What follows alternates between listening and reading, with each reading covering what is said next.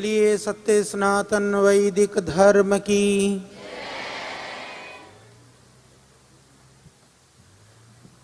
परम श्रद्धेय पूज्य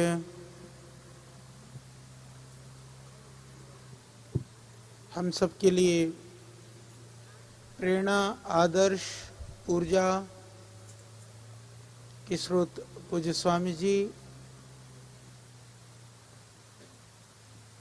स्वामी जी के संकल्प में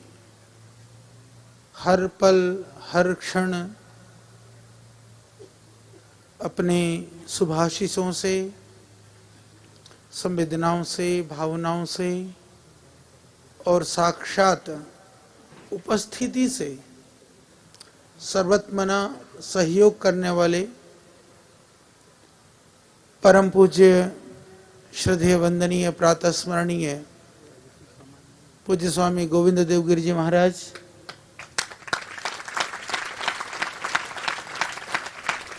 आज नवरात्र का प्रथम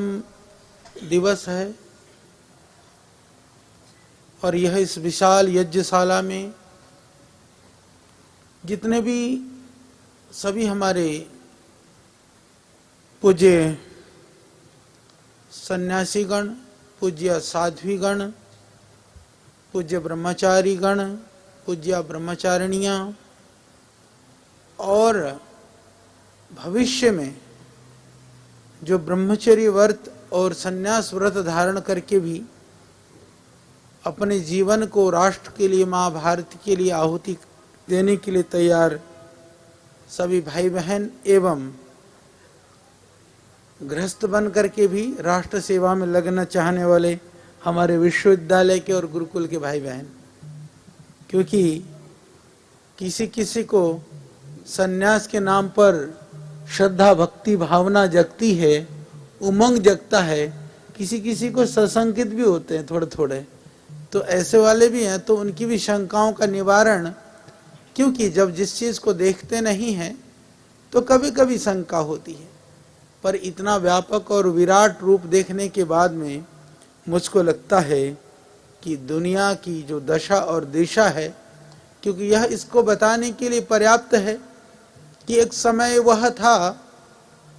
मुझे स्मरण है, पूज्य महाराज श्री की तो आयु बहुत है, जब 15-20 साल पहले श्रद्धेय स्वामी जी ने 20 वर्ष के आसपास की मैं बात कर रहा हूँ, जब भगवे कषाय वस्त्रों में विदेशों में जाने की बात हुई तो प्रायः विदेश में ऐसा माना जाता था कि भारत से सन्यासी कोई आता है तो सिर्फ मांगने के लिए आता है, और भारत में भी प्रायः साधु संत और सन्यासियों को लेकर के एक तबका ऐसा था जो बहुत श्रद्धा करता था, बहुत भावनाएं रखता था, पर एक बड़ा तबका ऐसा भी तैयार हो रहा था जो सन्यासियों को लेकर के आग्रह की बुद्धि में जीने वाले तबका बहुत बड़ा था।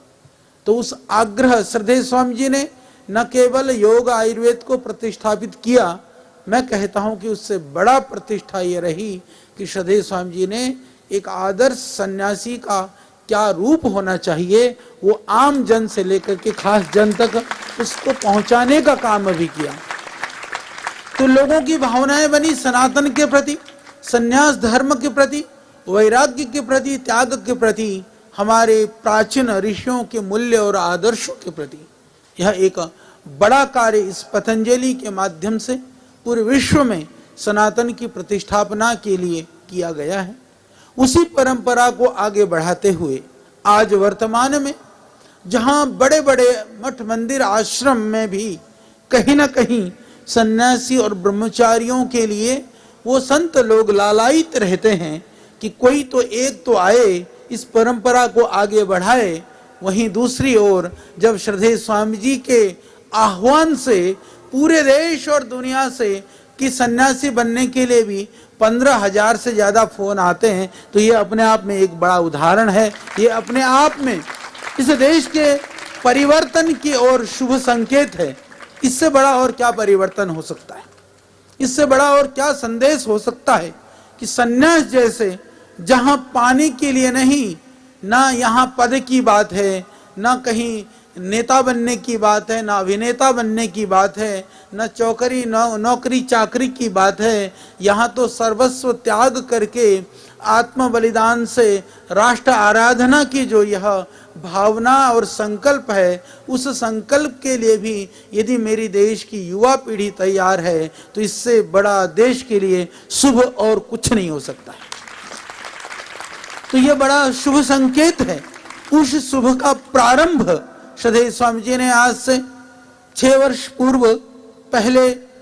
लगभग शताधिक सन्यासियों को तैयार करके जो प्रारंभ किया था, पुनः शताधिक तपस्वी, विद्वान और समर्पित सन्यासियों के माध्यम से आगे बढ़ाने का कार्य हो रहा है। इसके साथ साथ में जितने भी भाई बहन उस भाव से आ रहे हैं, क्योंकि पतंजलि का जो सन्यासी है, पतंजलि का ब्रह्मचारी है, वह शास्त्रों में निष्णात होगा, वह परंपराओं का संवाहक होगा, वह ऋषियों का अनुगामी आदर्श होगा, वही पतंजलि का सन्यासी या ब्रह्मचारी होगा। यहाँ पर कोई भीड़ की बात नहीं है, यहाँ पर सिर्फ परंपराओं के नाम पर प्रतीकात्मकता की बात नहीं है, यहाँ पर परंपराओं के नाम पर पुनः उसी ऋषि संस्कृति को घड़ने की बात है, उसी ऋषि संस्कृति में पुनः लौटने की बात है। तो महर्षि स्वामी दयानंद ने कहा था कि वेदों की ओर लौटो। मुझे लगता है कि श्रद्धेय स्वामी जी का जो उद्घोष है कि वेदों की ओर लौटने के लिए पुनः हमारी वैदिक परंपराओं की ओर लौटो। तो परंपराओं की ओर लौट करके हम अपनी मूल से जुड़ करके, मूल के माध्यम से ही हम अपने वृक्ष को विशाल बना सकते हैं। वृक्ष की हम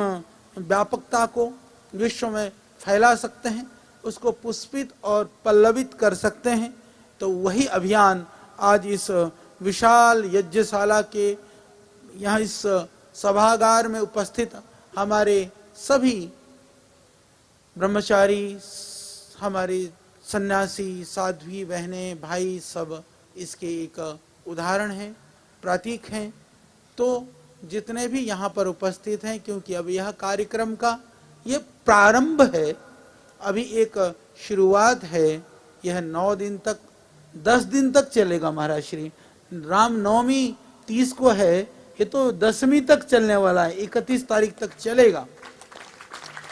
तो आपको शुभकामनाएं हैं। और साथ में हम देख रहे हैं कि हमारी कन्या गुरुकुल की हमारी बहनें जो बिटियां आई हैं, हमारे गुरुकुलम के ब्रह्मचारी हैं छोटे बटुक, और हमारे विश्वविद्यालय की बिटियां भी बहुत सारे आ गई। वो धीरे धीरे आ रहे हैं, स्टाइल से सहज सहज सहज। तो वो जो सहजता है वो कहीं मोक्ष की तरफ ले जाने वाला, सन्यास की तरफ लेने वाली सहजता तो नहीं है कहीं। तो आप में से भी मुझको लगता है कि कुछ तो बेटियां मुझसे मिली थी, एक आधा तो चलते फिरते, मुझको लगता है पता नहीं 9 दिन में तो महाराज जी इनमें से भी कहीं तैयार ना हो जाए। तो अच्छी बात है, तैयार हो जाए तो बढ़िया है।